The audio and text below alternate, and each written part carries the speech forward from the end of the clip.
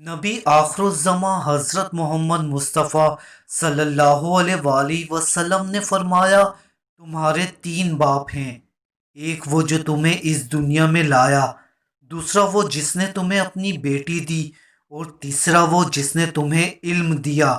پھر فرمایا، ان سب میں سے افضل تمہارے لیے وہ ہے جس نے تم کو علم دیا۔ استاد کا مقام و مرتبہ اور استاد کی عظمت اس سے زیادہ کوئی بیان نہیں کر سکتا۔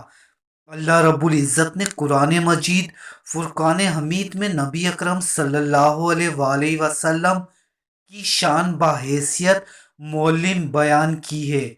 خود رسالت مآب صلی اللہ علیہ وآلہ وسلم نے فرمایا، مجھے معلم بنا کر بھیجا گیا ہے۔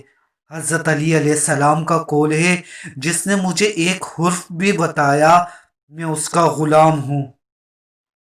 استاد علم کا سرچشمہ ہوتا ہے۔ قوموں کی تعمیر و ترقی میں اساتذہ کا رول اہمیت کا حامل ہوتا ہے۔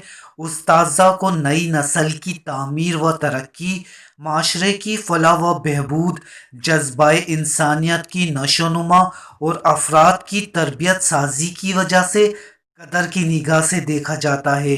استاد اپنے شاگردوں کی تربیت میں اس طرح مگن رہتا ہے جیسے ایک باغبان ہر گھڑی اپنے پیڑ پودوں کی نگہداشت میں۔ استاد کسی بھی قوم یا معاشرے کا معمار ہوتا ہے۔